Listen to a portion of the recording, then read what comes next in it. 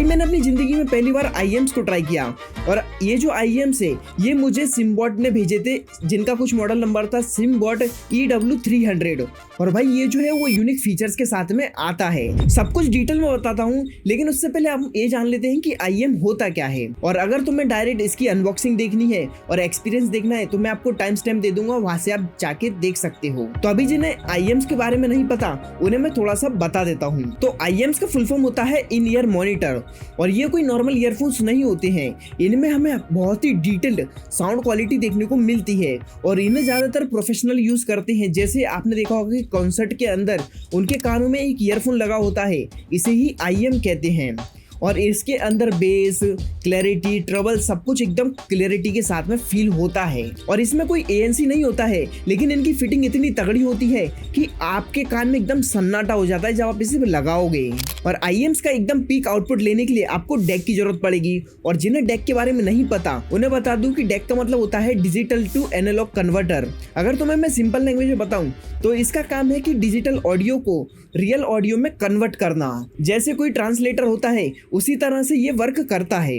और इन डेक के अंदर खुद की चिप होती है जिसकी वजह से ये आपको पीक आउटपुट दे पाते हैं। और अभी तुम्हारे दिमाग में आ रहा होगा कि भाई मार्केट में ये 150-200 के मिल जाते हैं, लेकिन इसी का तो यहाँ पे खेल है, क्योंकि वो 150-200 वालों में चिप लगी नहीं होती है।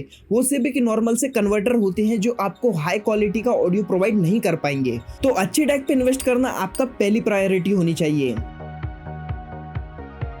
जब आप ऑर्डर करोगे तो कुछ ऐसा बॉक्स देखने को मिलेगा। जैसे ही आप इसे अनबॉक्स करोगे तो हमें मेन बॉक्स देखने को मिलेगा। जैसे ही आप इसे बाहर निकाल लोगे तो आप देखोगे कि इस पे हार्ट और एक एक्स का पैटर्न बना हुआ है जो देखने में अच्छा लगता है। और नीचे हमें EW300 मॉडल नंबर लिखा हुआ दिखाई देगा।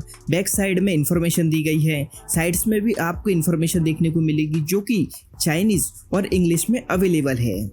और जब आप इसे स्लाइड करके ओपन करोगे तो आप देखोगे कि इस पे पैटर्न बना हुआ है जो कि देखने में अच्छा लगता है। और नीचे आपको लव और एक गोल्डन एक्सेंट भी देखने को मिलता है।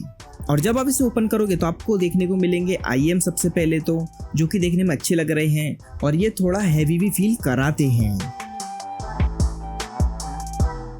और इसके बारे में हम आगे बात करेंगे। वैसे अगर हम इस बॉक्स में देखें तो इस बॉक्स में हमें एक्स्ट्रा ईयर टिप्स देखने को मिलती हैं जो कि अच्छी बात है। इसके बाद हमें क्वालिटी चेक का स्टिकर देखने को मिलता है। इसके बाद अगर हम मेन बॉक्स को देखें तो इसमें हमें वारंटी कार्ड देखने को मिल जाता है और आपको एक बढ़िया कैरिंग पाउच भी देखने को मिलता है जो कि देखने में बहुत ही अच्छा लग रहा है। और जब आप इसे ओपन करोगे तो सबसे पहले आपको ये 3 आइटम देखने को मिलने वाले हैं, जिसमें सबसे पहले ये ट्यूनिंग नोजल और ट्यूनिंग फॉर्म के पीसेस देखने को मिलते हैं और सिलिकॉन रिंग्स आपको देखने को मिलती हैं। अब इनका काम क्या है आगे हम वीडियो में देखेंगे।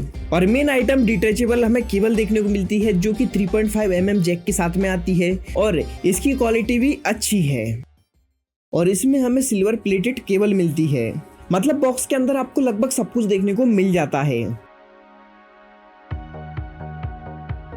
तो अभी हम बात करते हैं इनकी क्वालिटी के बारे में। तो ये जो ईयर पीस है वो पूरे मेटल के बने हुए हैं और इसमें CNC टेक्नोलॉजी का उपयोग किया गया है जो कि फ्लैगशिप IEMs में यूज की जाती है। यानी बजट में प्लास्टिक या रेजन का यूज होता है। मिड रेंज में हमें 3D प्रिंटिंग और एल्यूमिनियम देखने को मिलता है। और जो फ्लैगशिप होते हैं वो हमें CNC टेक्नोलॉजी के साथ में मेटल की बिल्ड में आते हैं। और इन ईयर पीस पर हमें एक्स और हार्ट का शेप बना हुआ मिलता है जो देखने में अच्छा लगता है। और मेटल होने की वजह से इस पे फिंगरप्रिंट भी जल्दी आते हैं। और अच्छी बात यह है कि इनमें हमें राइट और लेफ्ट को अच्छे से मेंशन किया गया है और ये काफी अच्छी फिटिंग के साथ में आता है। और जब आप इन्हें हाथ में लोगे तो हैवी फील होगा, लेकिन जब आप इन्हें कान में पहनोगे तो आपको बिल्कुल भी हैवी फील नहीं होने वाला है। मतलब आप इन्हें लंबे समय तक यूज आराम से कर पाओगे। और सबसे इंपॉर्टेंट बात है इन IEMs की सबसे बड़ी खासियत ये है कि इनमें हमें 3 ड्राइवर्स देखने को मिलते हैं, जिसमें 10 mm का डायनेमिक ड्राइवर आता है जो कि बेस और लो मिड्स को हैंडल करता है। फिर दूसरा है प्लानर मैग्नेटिक ड्राइवर जो कि 6 mm का है और अपर बीट्स को हैंडल करता है। फिर तीसरा है पीजो इलेक्ट्रॉनिक ड्राइवर जो कि ट्रेवल्स को हैंडल करता है। और ये तीनों इसी तरह से बेस, मिड्स, ट्रेवल्स को बढ़िया तरीके से हैंडल करते हैं और आउटपुट हमें कमाल का देते हैं।